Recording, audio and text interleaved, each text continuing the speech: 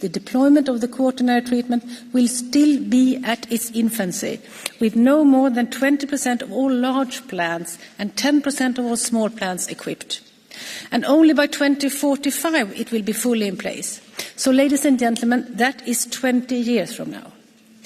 Honourable members, the Commission will continue, as I said, to provide all necessary help to Member States and the industry with the implementation of the directive. And I look forward to continue cooperation with you, the European Parliament, and on this critical issue. Thank you very much for the debate. Tack så mycket. Thank you very much. The debate is closed and the vote will be held at the next part session.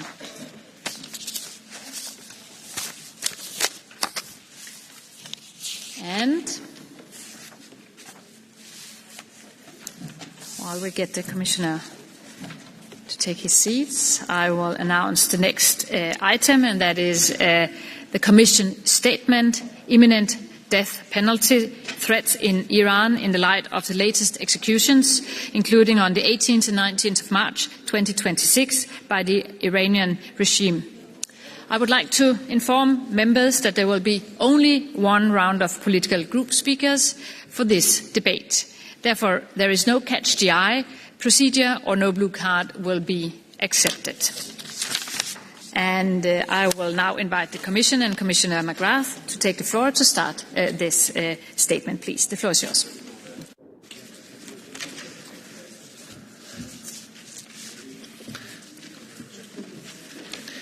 Dear President, honourable members, in January, peaceful protesters in Iran asked for dignity, freedom and a better life. The security apparatus responded with brutal violence. Thousands of people were killed and injured, and many were arrested. Accountability for this unacceptable tragedy is crucial. In February, in response, the Council added the Islamic Revolutionary Guard Corps to the EU terrorist list. This has sent a clear message. There can be no impunity for the brutal repression of peaceful demonstrations. Our strong commitment to human rights in Iran did not begin today. Since 2011, the EU has adopted targeted restrictive measures or sanctions against individuals and entities responsible for serious human rights violations in Iran. We have introduced additional listings in the last weeks against those responsible for the recent repression, and this approach will continue as long as is necessary. But we don't stop there. We support civil society in line with their aspirations for a future where human rights and fundamental freedoms are respected, protected and fulfilled. In the UN context, the EU, together with the Member States, is mobilised in the Human Rights Council and remains a strong supporter of the work of the International Independent Fact-Finding Mission and of the Special Rapporteur on Human Rights in Iran. Last week, Mehdi Hassemi, Saleh Mohammadi and Saeed Davodi were executed after being arrested and sentenced to death in connection with the recent protests. A Swedish citizen was also executed for alleged espionage. We have strongly condemned these executions and call once again on the Iranian authorities to end the practice of imposing and carrying out death sentences against protesters. The brave Iranian people are now also facing the consequences of current military escalation following the military operation of the US and Israel. This adds to the severe human rights situation in Iran. We deplore the loss of civilian life and the extensive damage inflicted on civilian infrastructure. Since the beginning of the conflict, we have been in contact with leaders in the Middle East and the Gulf partners to express our solidarity and support. The EU is committed to working for stability and security in the region. We must work to de-escalate and prevent the conflict from spreading. De-escalation, diplomacy and dialogue must be the compass that guides us all. Dear President, honourable members, we will continue to urge Iran, both publicly and through diplomatic contacts, to refrain from using the capital punishment. We will also further intensify our support to civil society and to human rights defenders who are playing a crucial role supporting the Iranian people in a very challenging environment. I look forward to the contributions of the members of the House, and thank you for the opportunity to participate in this debate. Thank you so much, Commissioner.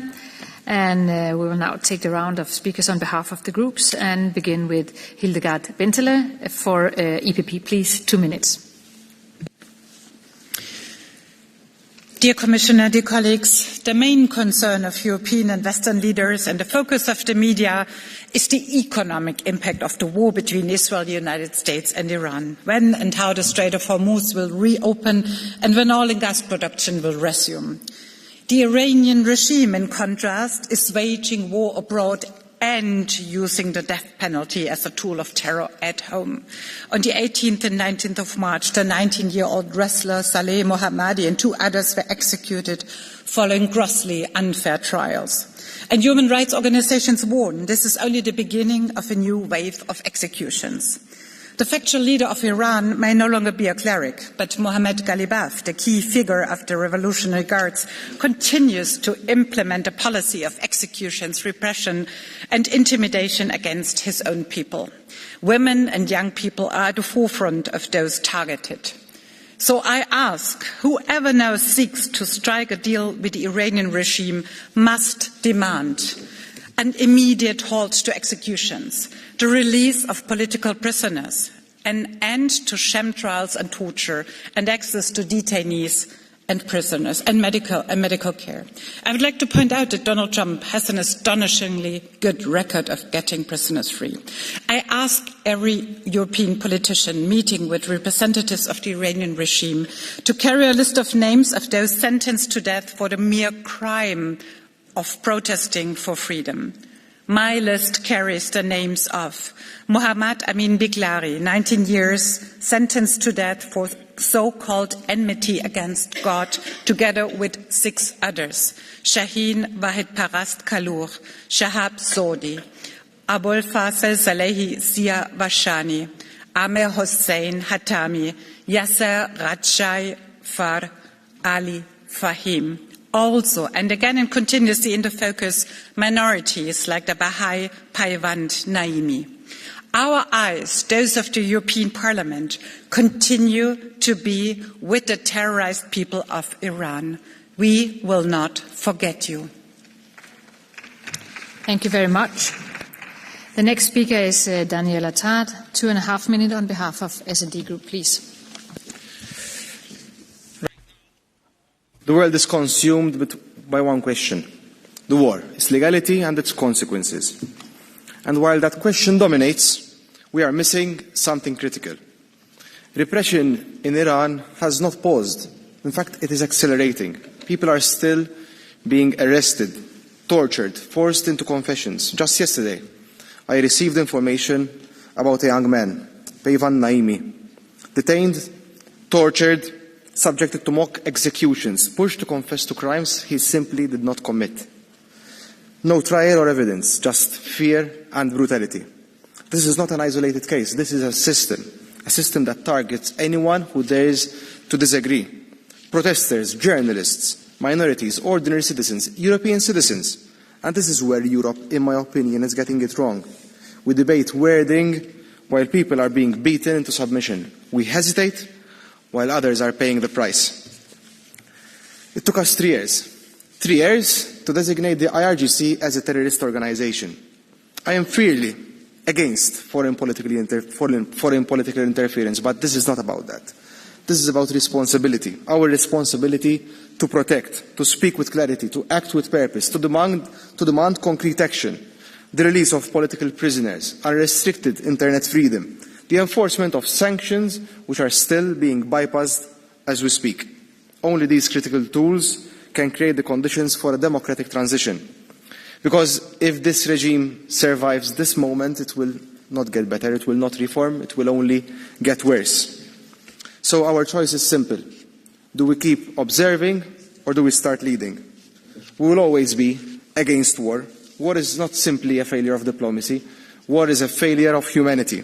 And in no uncertain terms, we condemn the killing of innocent people, especially children, whether in Iran, in Lebanon, in Gaza, in neighbouring countries. But being against war does not mean being indifferent, being neutral in the face of a brutal regime. It means defending human life everywhere without exception. This is about human dignity, not geopolitics, and that is simply not negotiable. And to the people of Iran, one final message. Unity is your strength. Unity is your way forward. Only together can you overcome a system that is built to divide and conquer. We stand with you. Thank you very much. And the next speaker is Ms. Angeline Furet for 1 minute on behalf of Patriots, please. Mr. Commissioner. In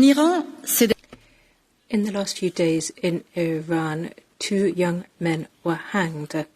This happened sometimes in public, sometimes after confessions extorted by torture.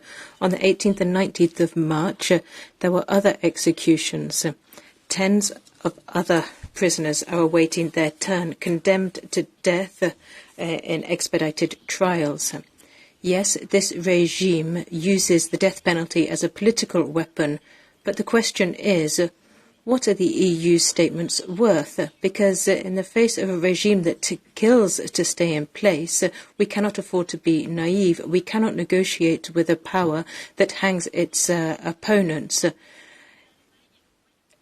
This month, a joint publication was released condemning the Iranian regime and reaffirming a commitment to act to defend the interests of the Iranian people.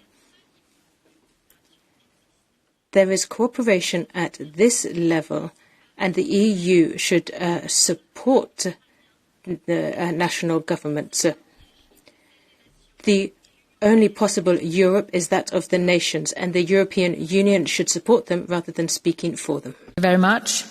The next speaker on behalf of ECR is Mr. Sebastian Tynkkynen for 2 minutes, please.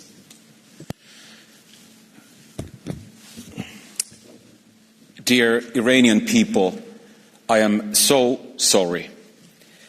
There are genuinely good people in Europe, but this union is rotten to the core. For decades, EU leaders have watched the prison being built around you. They have appeased your torturers and shaken hands with your male leaders, while your beautiful women have been veiled into darkness. Dear Ukrainian people, I'm also so sorry for you. Our leaders praise you for sacrificing yourselves for our security, but the lack of help has kept your beautiful people being thrown into Russia's meat grinder for over 4 years already. In the Iranian case, our stance goes beyond all parody. When the USA and Israel helped the Iranian people and European security by taking down the regime's killing capabilities, this House shows them the middle finger. Yes, gas prices hurt, but nothing hurts like an Islamist nuclear bomb. That is what we cannot afford. How is it possible that European countries cannot come together and focus on what really matters, instead of letting the EU micromanage everything down to naming food particles? Let's stop licking the boots of bombers and join the USA and Israel's campaign to free Iran. When Iran is free, I see a beautiful country that Persians will rebuild, so beautiful and developed that it could also join one day the European Union. But they will never join us, because they will never forgive us, the club that watched them being butchered. Thank you. Thank you very much. Next speaker is Cynthia Niverhu for 1.5 minutes on behalf of Renew, please. Chairman, Council, when I stood before the Parliament last February, things were terrible in Iran. I didn't think I would be back so quickly speaking about Iran again tonight. The brutality that continues to be enforced on people there. When we talk about the relationship we have with Iran, I am disgusted. They are imposing vicious sentences on every citizen who participated in protests last year, which is a terrible threat to anyone who speaks out against this government. There's been a huge increase in the number of people who have been sentenced to death and executed. Iran is gone dark completely, black, and hiding the number of people they are executing, and they are preventing journalism from reporting on what is happening to the outside world. According to the most recent report, as many as 36,000 people have been killed because of this campaign against protesters. This is the worst oppression of protesters in history today. People are being killed because of their national status on doubtful causes, without any recourse to law and justice. But in spite of the violence and the brutality, the people of Iran are standing up. Many protests are still taking place. Many people are demanding their fundamental rights, freedom, dignity, political change. The courage of ordinary people is showing itself again and again in spite of the efforts of the regime to stop it. Europe cannot close its eyes to Iran while this violence is taking place. Thank you. Thank you. The next speaker is Ms. Hannah Neumann for 1.5 minutes on behalf of the Green Group, please.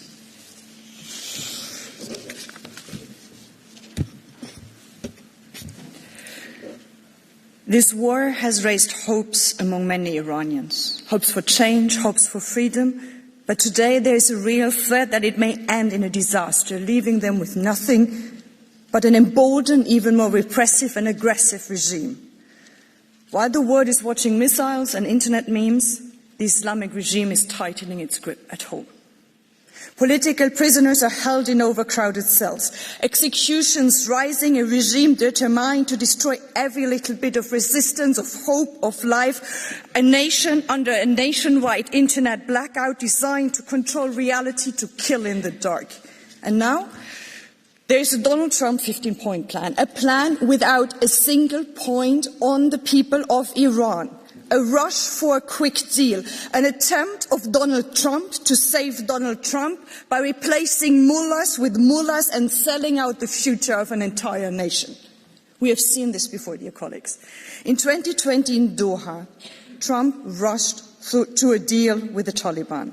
He celebrated it as a good one when in reality he got nothing. And the people of Afghanistan are paying the brutal price for this until today. This is not a game. This is about the lives of millions of human beings. And that is why Europe, together with our partners in the Gulf, must push back. Any serious path forward must begin with two non-negotiable demands to the Islamic regime. Stop the executions, stop the internet blackout, and we need to find a way to get the real Iranians to sit at these tables and to have a say in all of this. Nothing less. For women, for life, for freedom. Thank you very much. The next speaker is Mr. Mark Botenga for 2 minutes on behalf of the Left Group, please. Merci, Madame la Présidente. Thank you, Madam. Colleagues, every single day, Iranian children are found dead or hardly alive under their crumbling homes. And the same happens to children in Gaza. But we don't seem to want to talk about that. We don't seem to want to condemn this. Why? Well, basically because those who are to blame are your friends in Tel Aviv and Washington. And what's even worse, the day when Israel promotes a law which allows for the execution of hundreds of Palestinian prisoners, you start a debate on death penalty in Iran. Why are you being so selective? Because I'm against those executions, whether it's in Iran, in Saudi Arabia, or in Israel. But you close your eyes when those that are practicing executions are your friends. What about Russia, Ukraine, attacking Ukraine? You condemn Russia, but you support Israel, which occupies Palestine, and Lebanon you condemn. Iran and no democracy, against women.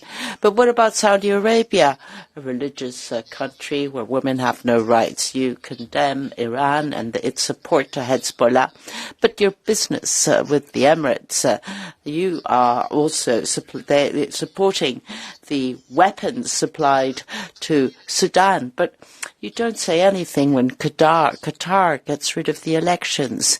You know, if it's for our oil, for what we need, then that's fine. It's always somebody else's business. We reproach our adversaries to do things that we ourselves do and which smile when we go to Tel Aviv and Washington. So this is a shame. This makes it possible to create a world of chaos, of war, where we don't want to live. We don't want our children to grow up in this kind of world, because Europe is not a force of good. It's a force of crime. Thank you. I give the floor back to Commissioner McGrath to close the debate, please. Thank you very much, Chair, and can I thank all of the honourable members for their contributions to this debate this evening. And I want to reaffirm to all of you that the EU is very focused on the appalling human rights situation in Iran, and calls again on the Iranian regime to cease the violence and the repression against its own people. As I said earlier, we strongly condemned the executions that have taken place, and we call once again on the Iranian authorities to end this practice of imposing and carrying out death sentences against protesters, against its own people.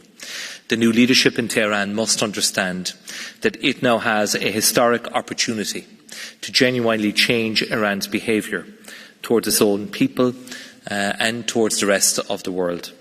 Until then, we will continue to defend with determination our security and interests vis-à-vis Iran, including through new sanctions. And I want to reiterate once again that it is the right of the Iranian people to determine their own future. Thank you, colleagues. Thank you very much, Commissioner, and the debate is closed. The next item on the agenda is the report by Ms. Garcia Hamida van der Walle, Combating Corruption. And we will begin by giving the floor to the rapporteur for 4 minutes. Please, the floor is yours. Thank you, Chair, dear Commissioner, dear colleagues. Tomorrow, this Parliament will vote on a historic piece of legislation, a binding law to tackle corruption all around the European Union. A first. But not all of our citizens will get to celebrate. Journalist Daphne Caruana Galizia, who exposed corruption in Malta. Slovak investigative reporter Jan Kuciak and his fiancée Martina Kušnitova. The passengers on a bus on a road that was poorly maintained near Svoge, Bulgaria. The travellers, most of them students in their 20s, on trains near Tempe, Greece, running on tracks that were out of date. Those just waiting under a railway station canopy in Novi Sad in Serbia. And without a doubt, so many more, maybe still unknown to most of us. All of them had hopes and dreams for their lives in Europe, but they are no longer among us as a result of corruption and fraud, sometimes at the highest level. And this is why this law matters. Corruption kills. It costs us billions. It hurts trust in our governments. It undermines our democracy and eventually our union. Because corruption, more and more intertwined with transnational international crime, does not understand borders and differences in legal provisions. And that is why this law is necessary and urgent. And member states will need to evaluate their anti-corruption measures and update them where needed. They will have to develop strategies to combat and prevent corruption and include preventive measures. Authorities will get more time to investigate and prosecute corruption offences. And those offences will be punished in a more similar way across the EU to avoid a race to the bottom. Judges will be able to apply higher, more deterrent penalties. But also this, exactly because the stakes are so high and this subject is so important to so many of our citizens, I have to tell the honest story that this law could have been better, more ambitious, more hard-hitting, more in line with the wishes of this Parliament. Yes, all of that is true. And it was a tough fight. The national governments on the other side of the negotiating table did not make it easy. And at some point, I think all of us were afraid that this would slip through our fingers and be put on hold with an uncertain future. But we pulled through. We all came back to the negotiating table. We talked and, most importantly, we listened to each other. And we got a deal and a number of major wins. We, plural. Because yes, I am speaking here today as your rapporteur, as chief negotiator. But every major step forward in European history is, per definition, a collective effort. So let me use this moment to acknowledge the work of all those involved. My own team, Parliament staff, the Libe Secretariat, the legal service, the lawyer linguists, the interpreters whose life was not made easy by me switching from English to Spanish in the middle of a meeting without notice, and also the ambassadors of both Poland and Denmark and their teams, the European Commission, and in particular Commissioner McGrath, for their role as honest broker. And above all, the team of shadow rapporteurs. You were committed and sharp, fierce in defending our mandate, but willing to compromise where needed. And I am certain that our unity has been crucial in delivering the best possible result for our citizens. It was a pleasure and a privilege to work with you, and I thank you. The new anti-corruption directive will bring a Europe free of corruption a few steps closer. A safer Europe for journalists and travellers. A Europe where getting a job or a permit does not depend on your connection to people in high places. A Europe where citizens trust that their governments are looking out for them instead of for themselves. So, colleague, help us achieve that Europe. Thank you. I look forward to the debate. Thank you very, very much, Rapporteur. And I will now give the floor to the Commission and Commissioner McGrath, please. Thank you very much, Chair, and thank you very much, honourable members. I'm delighted to join you for this evening's debate on the Directive on Combating Corruption, and I would like to join with the Rapporteur in acknowledging the work of all of those who have got us to this point, and thank you, Rapporteur Garcia, Almeida van der Valle, all your shadow rapporteurs and colleagues in the European Parliament for your intense work over a long period of time working with co-legislators, the Commission and indeed others. The fight against corruption is an important priority for the Commission. Corruption seriously damages citizens' trust in democracy. It acts as an enabler for other serious crimes, and it hampers fair competition and economic growth. Citizens and businesses alike regularly ask public authorities to take more action to combat corruption. Against that background, the political agreement reached in December is truly a milestone in the fight against corruption.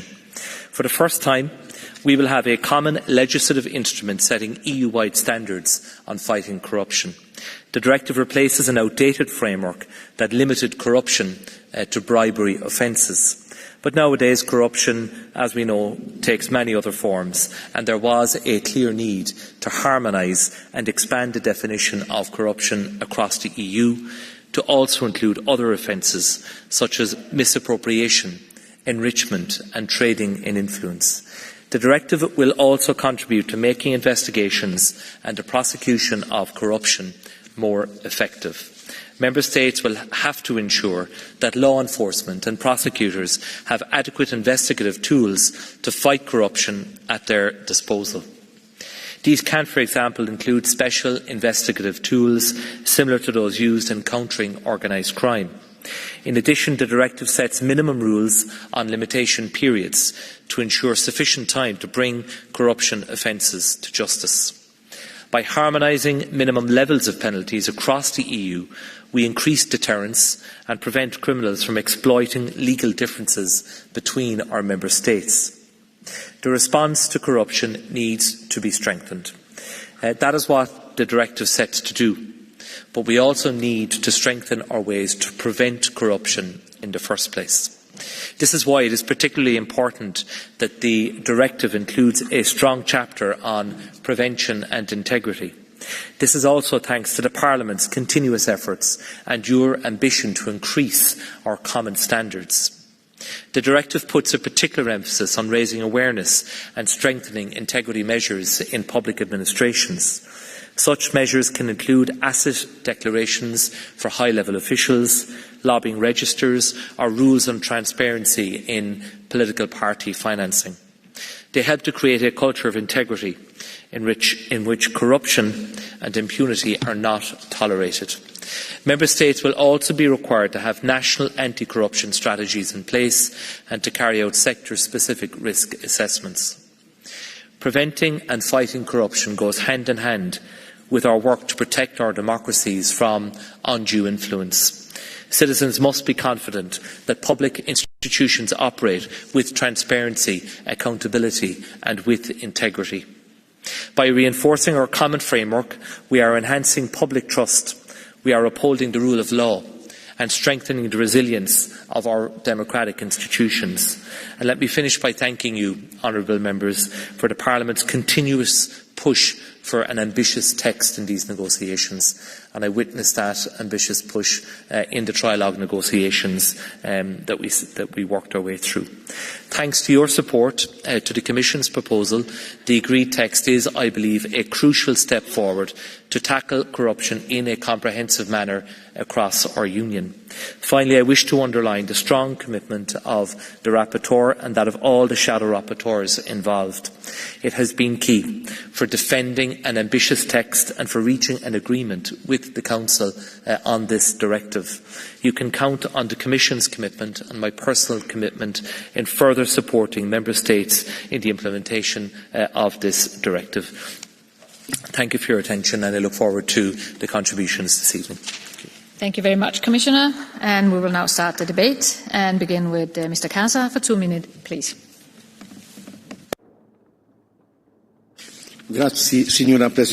Thank you, Madam President.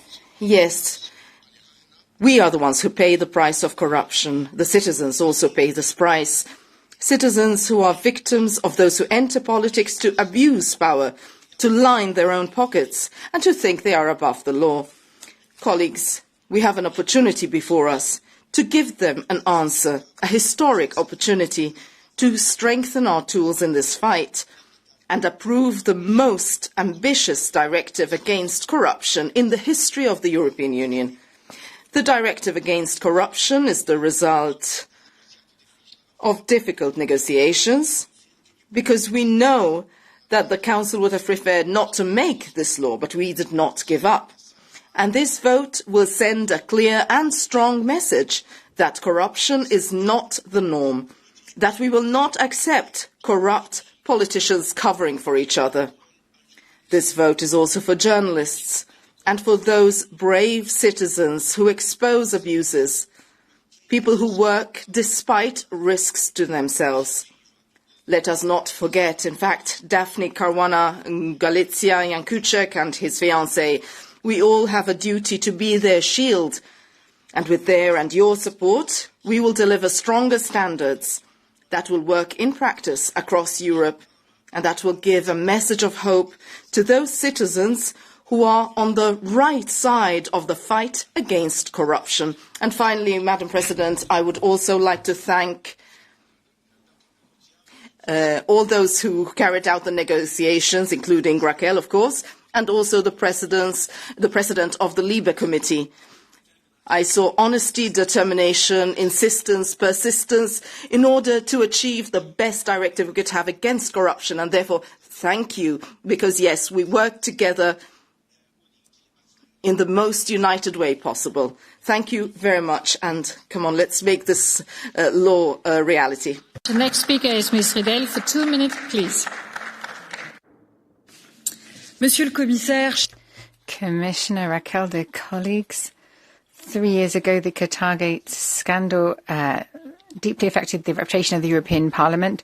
Around 1 million in small bills were found at the home of our Vice President of this Parliament. 3 years later, we are finally adopting the first big European directive to counter corruption all across Europe. It was high time. Corruption of European public officials is not just an attack against democracy and public trust. It is also a primary means of foreign interference. It is a way for foreign powers to influence decision-making in Europe. So guaranteeing integrity in politics is also a matter of sovereignty. For the first time, the member states are putting in place a framework where they can detect and sanction corruption. There will be penal sanctions for both active and passive corruption. Amongst other things, it is very important for member states to prevent corruption, look at conflicts of interest, protect whistleblowers. All of these preventative measures have to be put in place by an independent ethics body in each member state. There are countries in Europe where ministers do not even have to declare financial interests or conflict of interest when they come into power. With this directive, that will change. This will be an end to impunity. So this is a major step forward, but it does not solve all of our problems. We need to do more. We need to look at the financing of political parties to make sure that this is transparent, that there isn't favoritism for billionaires. We need to make sure the European Public Prosecutor can work as effectively as possible. We should not have European MEPs working in private companies alongside their functions as a member. You can be a member and a lobbyist at the moment. Corruption prospers where we do not have political will. So let's not wait for any future scandals to make progress. Thank you. Thank you very much. And the next speaker is Mr. Bousadeh Bilyalba for 1.5 minutes, please. After scandals such as the Mocha-gate or Qatar-gate, rather than pursuing foreign states or NGOs, the Commission has launched this directive against corruption. And unfortunately, in the final text, it seems it's going to completely whitewash corruption in countries such as Spain. It is a timid approach by the Commission, which was improved with our amendments, which suggested banning amnesties for corrupt politicians, which is a common practice in Pedro Sanchez's government. This has led to a number of criminals holding posts, but it is a complete technical disaster. As a result of this doomed coalition of the centre-right and centre-left, we need to prioritise justice and the well-being of our citizens. Now, any text tabled by the Commission for politicians will only be good for the politicians themselves, good for their friends such as Sanchez, for all the separatists and socialists in Spain.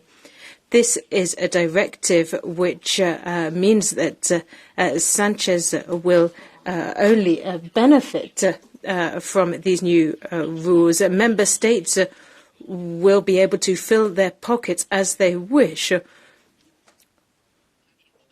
It's a scandal. Then misappropriation, that is only reduced to those cases which the government believes are appropriate. When his own family was involved in cases of corruption, this is a directive which will not punish corrupt politicians. I think Moncloa is going to be toasting this directive tonight. Thank you. The next speaker is Mr. Kaminski for 2.5 minutes, please. The work on this anti-corruption directive took 3 years. This document was supposed to be a response to the Qatar-gate that shocked the European public opinion. It was a breakthrough. But the draft that we are debating will not be such a breakthrough. This directive is disappointing. It does not raise the bar of ambition, but lowers it. Our regulations were to be aligned with the UN Convention, but only some regulations were copied. First of all, the directive does not apply to European officials, for example. And therefore I tabled a number of amendments. One of the gravest defects is that European officials are not required to table their declarations of financial interests. This should be a response to the Reinders scandal, because he was accused of laundering money when he was commissioner. And next, the convention, the UN Convention, stipulates that there will be specialized institutions to fight corruption. To fight corruption in the 21st century, we need to have experts and have the best tools. This kind of institution is the Polish Central Anti-Corruption Bureau, which is a model for similar institutions in the region. But today, the officials of this bureau are being destroyed by the Polish government. The directive does not stipulate that legal persons will not be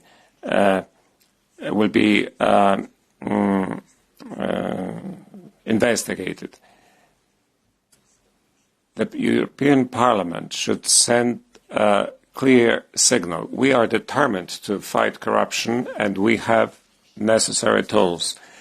It's not enough to use words. We should stop corruption in the European Union. Thank you. The next speaker is Ms. Vurhu for 1 minute, please. Commissioner. It's people first. It steals from citizens, it drains public money, it destroys trust in democracy. That's why this directive really matters. This vote brings Europe's anti-corruption rules into the real world, thanks to Rapporteur Raquel. It creates clearer common rules across the EU, strengthening sanctions, improving investigations, prosecuting those who abuse power for personal gain. It's really simple. If you steal public money, if you abuse public office, if you profit from corruption, then watch out. Europe will respond effectively. Our voters expect fairness and transparency and the same standards applying to everyone, and they expect state integrity to be protected and corruption to be punished. Rapporteur Raquel, this directive rocks. Thanks to you. Thanks to your never-give-up attitude. Gracias. Bedankt. Thank you very much. And the next speaker is Mr. Freund for 1 minute, please.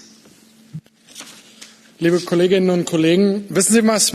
Dear colleagues, you know what really makes me angry? It's that they're here who complain loudest against the EU. They talk about Brussels being full of corrupt bureaucrats, Le Pen, Orban, people from the RFD. But today we're talking about the first European anti-corruption legislation, the same standards when it comes to corruption, to abuse of public office. When we're here to really do something against corruption, either the far right are not there or they're voting against this legislation because they don't actually care about tackling corruption. They're just interested in stuffing their own pockets. We see Le Pen, who's embroiled in the biggest corruption scandal we've ever had in Parliament, where she has been sentenced. And we see what's happening with the AFD as well. So when we see the corruption from Orban, from the AfD, from Le Pen, that is what really makes me angry. But this legislation, this is a first step to clean up, drain the swamp from the far right. And that's why they're not voting for this legislation, because they're corrupt far right members. Thank you. The next speaker is Mr. Antosi for 1.5 minutes, please. Grazie. Thank you, Madam. Colleagues, thank you, Rapporteur. Thank you for this work, this very important work. I know it's been very complex and quite delicate. Tomorrow, we're not just working on voting on any old directive. We're really voting for the protection of the dignity of Parliament. The corruption is an instrument through which organised crime enters the institutions, the economy, and in our democratic life. So, the political sense of our work, the exercise of our public duty, is the heart, the crucial heart of our work. In my country, Italy, for months, this has been undermined. The work done by the Minister of Justice, who cancelled a law in our country. But as of tomorrow, there won't be any of these special protected areas. So thank you to the Commission. Thank you to you and the Chair, Zarzalejos. Tomorrow we're closing a wound. And when we vote, we will think of those who for so long have worked in favour of protecting and may have lost their lives. Speaking, that will be the last chance to register for Catch the Eye, just so you know. And the next speaker is Mr. Urik for 1.5 minutes, please. Hovoríme tu o korupcii v Európskej únii, ale prosím vás, nehrajte sa tu na nejakých anielikov a dobrodincov, pretože európske peniaze... It's not a question of being an angel or saying that the EU is a corrupt system. We're talking about people who are taking money from people, from countries, and then in the form of European funds, they hand out this money as they wish.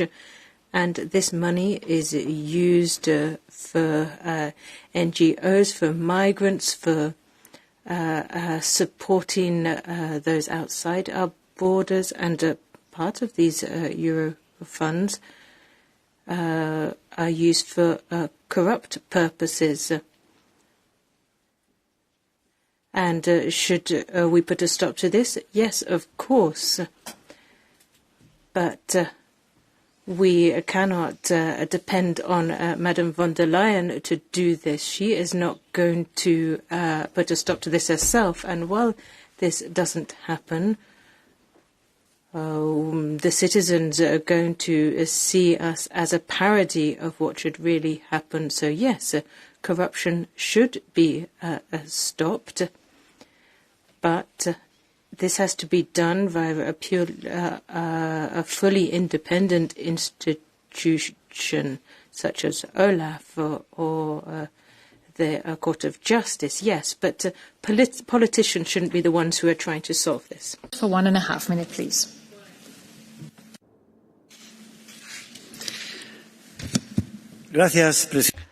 Thank you, Madam. Commissioner, Rapporteur, I'd like to thank you for your work. You said that corruption kills. And yes, corruption kills democracy. It kills the trust in institutions. It also kills the equality of opportunities. So here we have a legislative instrument which is very valuable. It could have been more ambitious, could have been more valuable, but still it is important. But I'd like to talk to those who criticize this instrument because it's not sufficiently ambitious. But at the same time, they are representatives of national sovereignty to avoid the progress that we would have wanted to have in this text. You can't possibly stand for two things at the same time because the work has started. Commission needs to make sure that this directive is now translated in time and form, taking account of its objectives. Yes, of course, we know that there are too many procedures through which member states can actually avoid these obligations to fight corruption. Different ways of defining a crime. You play with particular periods of time for certain cases to lapse, especially the fight of the police against corruption or crime, or the use of pardons, or the use of amnesties, which basically justifies the impunity of criminals, and it only is of benefit to friends or to political partners. But I mean, this is a good directive. It is useful, good for us, and we need to react jointly. Thank you. The next speaker is Ms. Teodorescu for 1 minute, please. Thank you, Chair. Corupția, acest cancer al societății noastre, pervertește toate categoriile sociale. corruption is something that affects all levels of our society, whether it's police, education, in the legal sector, in the public administration. This is something that leads to inequalities and discrimination, where public bodies should be functioning for the well-being of the citizens. Corruption is misspending public funds. It means €1 less for our hospitals, for example. But you can't fight this by politics simply. It's important people are nominated based on merit and not politics. For our judiciary to be truly independent and to tackle corruption, we need people that are beyond reproach, that are courageous, those who really are only promoted based on meritocracy. And if we want to tackle corruption, we need to check all of the money spent by Brussels in the member states and elsewhere. Thank you. Much. The next speaker is Ms. Sorel for 1 minute, please.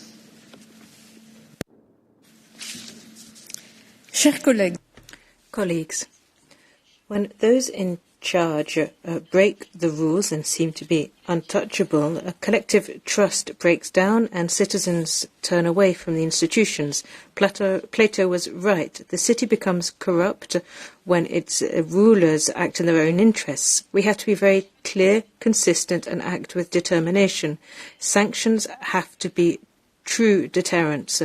We need to up our control for conflicts of interests, accelerate judicial procedures, have automatic ineligibility for all convictions connected to corruption or misuse of public funds. We need to provide more resources to the European prosecutors to tackle fraud, abuse, active or passive corruption. In a democracy, authority doesn't stem from strength but from trust.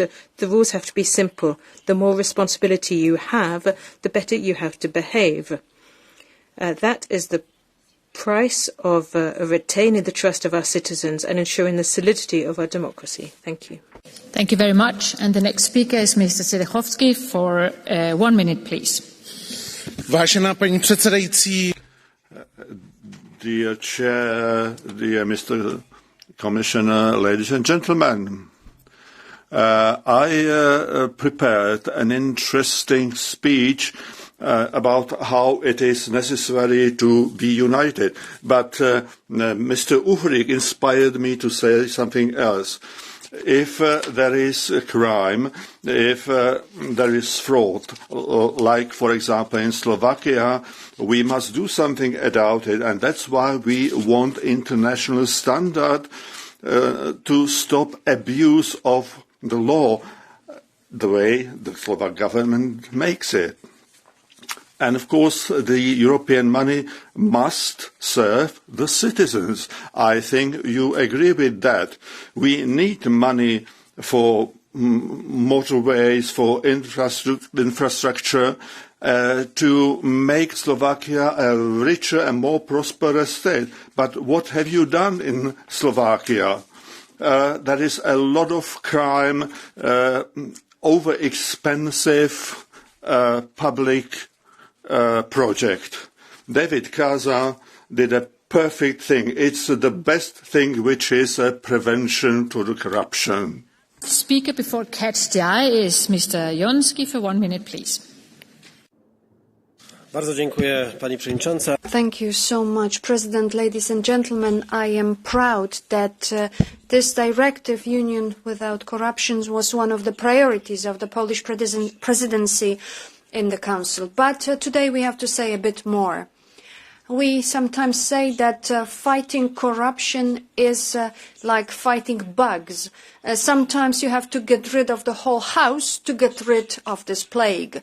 And what we have to do today is not only get rid of corruption, but also those who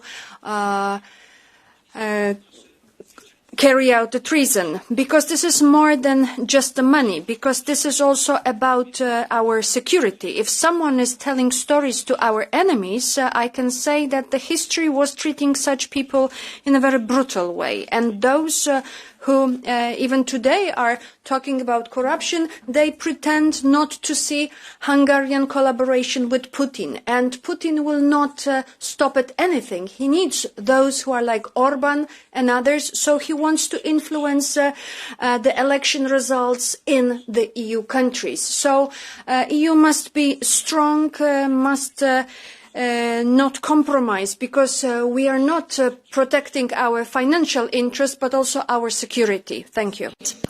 Well, we now have reached Catch the Eye. I have 5 requests, and it's your lucky night, so you will all be given the floor. Beginning with Mr. Lopez Aguilar, seat 382, please.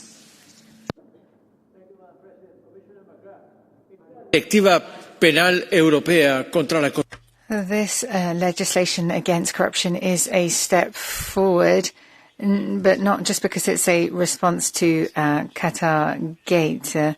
That is something that's being investigated by the Belgian authorities rather than the EU. It's not about singling out one country as the extreme right have done to bring it back to their own country once again. No, what we have now is finally a common definition of 6 types of crimes related to corruption, and there are minimum sanctions in place which have to be uniformly transposed by the 27 member states in their criminal codes. And that's what the Commission has to monitor, to make sure that there is a common European standard commitment against corruption, integrity in the management of public funds.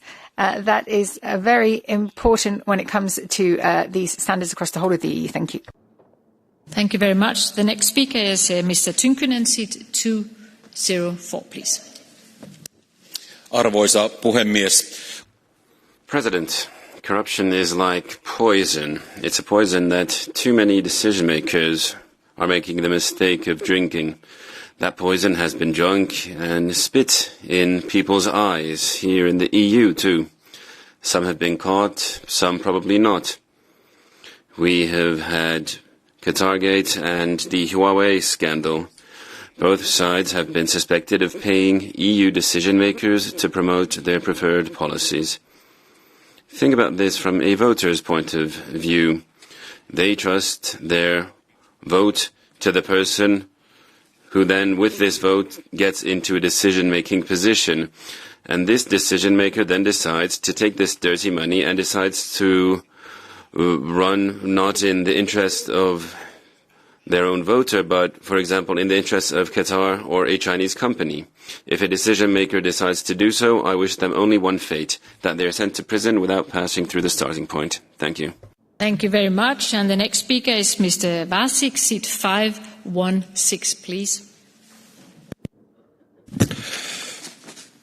Szanowni Państwo, rząd Donalda Tuska w Ladies and gentlemen, Donald Tusk's government in Poland is trying to get rid of our Central Anti-Corruption Bureau, which has been persecuting corruption for the past 20 years. In Poland, we have learned about many cases revealed by this bureau. And despite clear evidence, the cases have been dropped, such as by Mr. Giertych, who was the marshal of the Sejm, or Mr. Grodzki, or Mr. Nowak, who was a minister in Mr. Tusk's government. The attempt to get rid of the anti-corruption services is an attempt to remain in impunity for the future. And Tusk is also persecuting the prosecutors who were trying to fight corruption. He's starting cases against them. So this is not some banana republic. This is Poland under the government of Donald Tusk. The next speaker is Mr. Terhes, seat 305, please.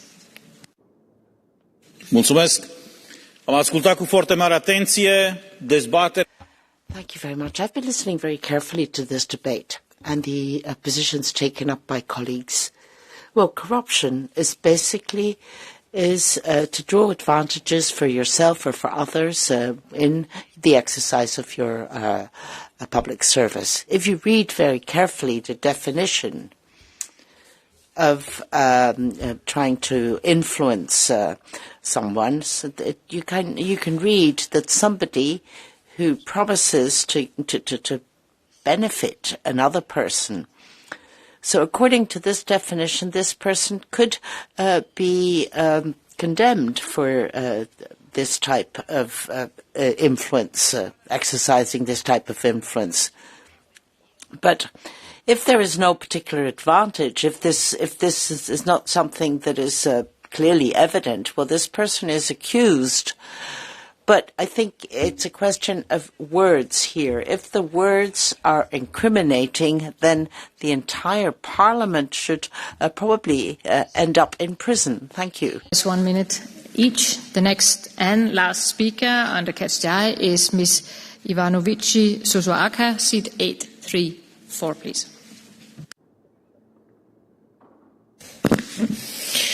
Da, mulțumesc. Thank you very much. I'm going to pick up where my colleague stopped. We should all be condemned because we all promised our voters that we would come here and solve the problems in this parliament. As a lawyer and as a senator, a national senator, I tabled a number of complaints about our Romanian leaders and the socialists and the liberals, but not one single prosecutor picked up one of my complaints because they themselves are corrupt. So, who have you negotiated with when drafting this directive? You negotiated with those who are corrupt themselves. If you go to Romania, you talk to the liberals, the socialists, they have stolen Romania from us. We're talking about the institutions that are responsible for tackling corruption. But they have completely undermined our national institutions following the instructions of the EU. Commissioner and Commissioner McGrath, please. Thank you very much, Chair, and thanks to all of the honourable members for their contributions to this debate this evening. At the moment, 7 in 10 Europeans believe that corruption is widespread in their country, and only 3 in 10 think that enough is being done to effectively combat corruption. The bottom line is that corruption is not a victimless crime. And like many of you, I this evening remember too those brave journalists and citizens who paid, in some cases, the ultimate price for investigating and exposing corruption. And we owe to them our relentless commitment to root out corruption at all levels in our society. Citizens and businesses can feel the consequences of corruption in their daily lives. We know it diverts public resources meant for community services, healthcare to infrastructure, from education to innovation. We know that it leads to a misallocation of scarce public resources. We know that corruption undermines trust in public institutions and undermines trust in democracy itself. So combating corruption is therefore not only a moral imperative but a political priority for the Commission and I know for the vast majority in this House. And the adoption of this directive will be a decisive step forward in this direction. It will establish stronger, clearer and better enforcement rules to combat corruption across the EU. It will improve the prevention of corruption and help to foster a culture of integrity. It will enhance public trust, strengthen accountability and ensure that public resources are spent where they are most needed. And to complement and underpin this legislative achievement that I hope we are about to reach, the Commission has started working on the first EU anti-corruption strategy. Our plan is to present this strategy by the end of this year. The strategy will allow us to go one step further, complementing the directive, building synergies in the practical application of the legislation and formulating strategic priorities for the coming years. We will develop the strategy in close consultation with the European Parliament and the Council and consult extensively throughout the process. And all of this is in addition to the other work that we will continue to do, which will involve, for example, through the annual Rule of Law report, a very sharp focus on the issue of corruption across member states, looking at the evidence of there being a track record for tackling high-level corruption in particular. I can assure you that as we approach and finalise the report for 2026, this is an issue that will have my full attention. But in relation to this directive, can I also assure you that subject to the final ratification, we will very carefully monitor the transposition, we will support the Member States, and we will ensure that this directive is fully implemented, because it is an important step forward in the fight against corruption. So can I again thank the rapporteur, the shadow rapporteurs, the chair of the Libe Committee, Javier Zarzalejos, and all of the colleagues in this House for your unstinting work in getting us to this point, and I will be watching with interest the outcome of the vote tomorrow. Thank you all very much. Thank you very, very much, Commissioner. And now I will give the floor back to the Rapporteur, Rapporteur Garcia, Hamida van der Walle, to close the debate, please. Thank you, Chairs. Thank you, Commissioner. Thank you for your kind words and thank you for your commitment again. And thank you, y lo quería dejar para el final. Gracias. I'd like to leave this to the end. I'd like to thank to the Chair of the Libby Committee, Javier Zarzalejos. Thank you so much, Javier. You gave me some very good advice. That have been raised by colleagues, because I acknowledge that, as I said in my opening statement, this directive could have been a bit more ambitious, but I don't like that we spread things that are not exactly true. This directive does cover union officials. Union officials are residents of a member state. We live in a member state. We are political functionaries in a member state, and in that sense, we are covered by this law. And I think it's important to say this because it is the reality, and it will make a difference in investigating and prosecuting corruption also at the European level. So I wanted to set that straight. I would also like to emphasise the need for fast and appropriate implementation by member states. I truly hope that member states do not choose for an approach of the minimum common denominator, but they go for the maximum allowed by this directive, and that they are ambitious in the transposition. I would also like to say the following. I am very happy as rapporteur to accept that not everyone is equally happy about the result. I appreciate that particularly from colleagues who have engaged at every step of the way in these negotiations. But I would also like to say, if you didn't take the time to come to the table, don't come saying that this directive is not what it should be. And there goes my phone. And that's something that we have heard today. And I don't like that. And I think that that's not a courtesy to our citizens. Lastly, I would like to say this. It has been said already, but our work is not done, and it won't be done for a very long time. But nothing of value is easy. And Jan, Daphne, and so many others paid the highest price.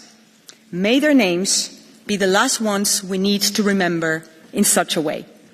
For them, and for all 450 million Europeans, we must go on. And this directive will be the stepping stone to do so with confidence and determination. Thank you again. Thank you.